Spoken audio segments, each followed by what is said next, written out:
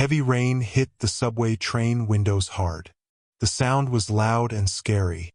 Inside the train, the lights kept going on and off. People sat quietly, looking tired after a long day. One man sat near the back. His name was Ethan. He was about 30 years old. His clothes were old but clean. He worked as a janitor and took care of his little girl by himself. In his hands he held a small lunchbox. In his jacket pocket, he kept a drawing his 6-year-old daughter Lily had made for him. She had written words with her crayons. "You're my hero, Daddy." Ethan did not know that today would test if those words were true. Not far from Ethan, a woman suddenly made a loud noise. She bent over and held her stomach tight. Other people on the train looked at her, then looked away fast. Nobody wanted to help. They were all too tired or scared to do anything. The woman was going to have a baby very soon. Her white dress was wet from the rain. Her face looked very white and sick. Then she felt more pain and screamed so loud that everyone stopped talking. The train kept moving like nothing was happening. Before we continue with this story, if you think kindness is important, if you believe people can change, and if you think there is still good in the world, please like this video. Write what you think in the comments. Share it with someone who needs hope. Subscribe to Kindness Corner. When you support us, we can tell more stories like this one that can change lives. Ethan did not think about what to do. He just did it. He dropped his lunchbox fast and moved across the floor to help her. He got down next to the woman. "Everything will be okay," he said quietly. He used his handkerchief to wipe the sweat from her face. "You are not alone." The woman was very scared. She could not talk clearly. She was breathing too fast. Ethan talked to her in a soft voice to help her stay calm. He put his jacket under her to keep her warm on the cold floor. Other people watched them. Some people took videos with their phones. But nobody else helped. The train did not have a driver in their car. Nobody knew what to do except Ethan. He had never helped deliver a baby before. But his heart would not let this woman be alone and scared. He said kind words to her. He used everything he had learned from taking care of Lily by himself. All those nights when he could not sleep. All those times when Lily cried and he made her feel better. All those times when he was not sure he was doing the right thing, but he kept trying. The woman's pain got worse. She screamed again and held Ethan's hand so tight it hurt. Everything felt like it stopped. The train shook under them like a big angry heartbeat. Then, in one amazing moment, they heard a baby cry. It was a healthy baby girl. Ethan held the tiny baby in his arms. His hands were shaking. His eyes were big with wonder and relief. The mother fell back, crying because she was happy and because she was in pain. The people on the train clapped their hands, but not very loud. A few people finally came forward to help.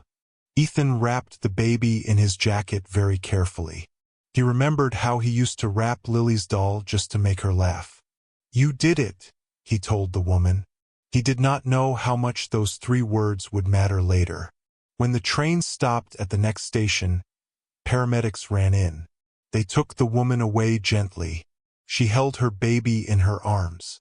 She looked at Ethan one time. She opened her mouth to say something, but then she was too tired and they took her away. Ethan never learned her name. The next few days were normal again, or so Ethan thought. He went back to cleaning floors at the big office building where he worked. He made lunch for Lily. He fixed her hair in braids. He kissed her goodbye when he took her to school. But deep inside, he kept thinking about what happened on the train. He remembered her face, the baby, and the feeling that something was not finished. 3 days later, everything changed. Ethan was cleaning the marble floors in the fancy part of the building. He heard high heels walking toward him. He stood up to let the woman walk by, but she stopped instead. It was her, the woman from the train. But she was not in pain now. She wore a beautiful black suit. Her hair looked perfect. Security guards walked with her. She looked right at Ethan. For a moment, neither of them said anything. Then she walked up slowly. She carried a baby carrier in her hand. She said quietly, "You're the man who delivered my daughter." Ethan was shocked. He looked at her and blinked his eyes. You work here?" She smiled, but it was a sad smile. "No, I own this company. My husband is the CEO. I'm Clara Aldridge." Ethan felt like he could not breathe. This was the same man who paid his salary. The same man whose office he cleaned every Friday night while Lily waited for him at home eating leftover mac and cheese. He had helped deliver his boss's baby on a dirty subway floor and never knew it. Clara told him that she had gone out that day even though her doctor said not to. She needed fresh air. She needed space from the tall building, from all the pressure, from being known only as the CEO's wife.